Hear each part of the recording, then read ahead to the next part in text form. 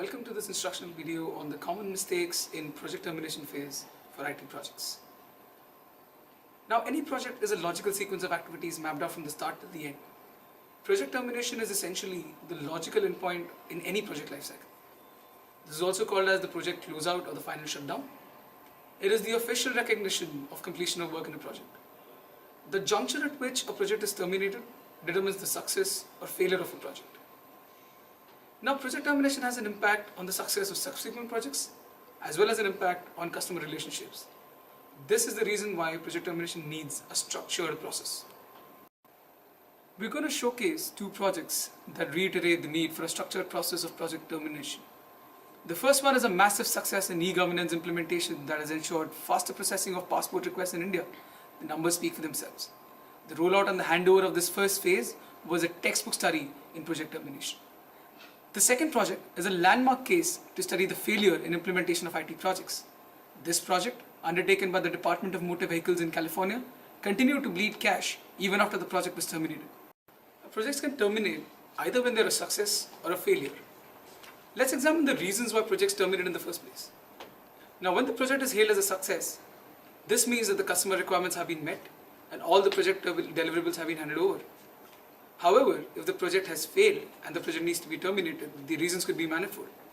They could be environmental factors, an act of God or a riot or any other external factor which causes the project to terminate.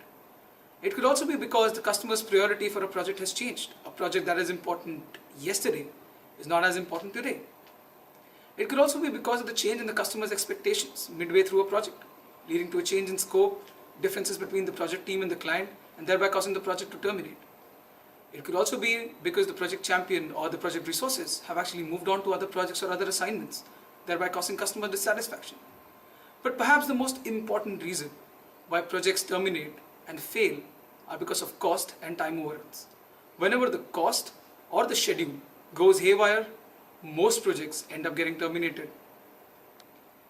Now, for any IT project, the project termination activities are taken care of by 4 different business functions. The first is the project team itself, which takes care of activities such as closeout meetings, reassignment relocation plans, personnel reports, and the knowledge transfer documents which need to be handed over to the client. The second is the financial team, which takes care of activities such as the charging of the audits, billing and invoicing, and preparation of the final report. The third is the legal team, which takes care of the compliance checks and the contract renewal between the client and the project team.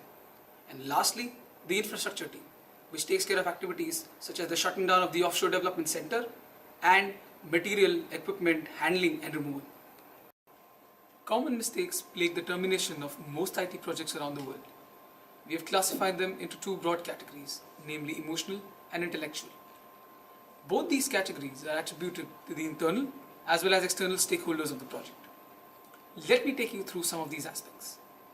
The emotional problems of the employees mainly constitute the fear for their family, their job, peers, and some relocation-based issues that may cause problems in the termination of the project. From the customer's end, perception of the project is a big problem. They may consider the project irrelevant at any given point in time. Another issue could also be that there is a change in the people handling the project. The internal intellectual needs are the ones which require utmost commitment from the service provider, and they include factors such as certification needs, identification of outstanding commitments, efforts on closure of work order, work packages, and/or deliverables.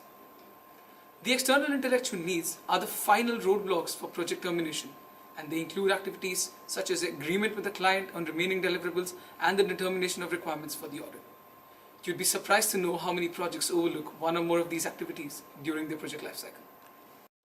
Lack of process can be called out as the primary reason for mistakes during project termination.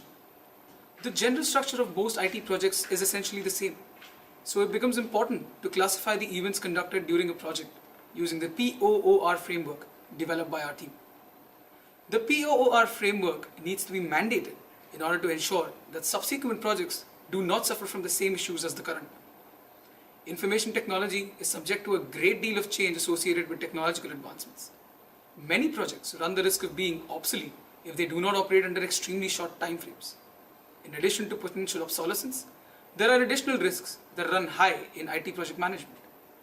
For the sake of time, Projects are rushed, causing oversights and inadequate planning, which would use up extra time, a luxury that these projects do not seem to have.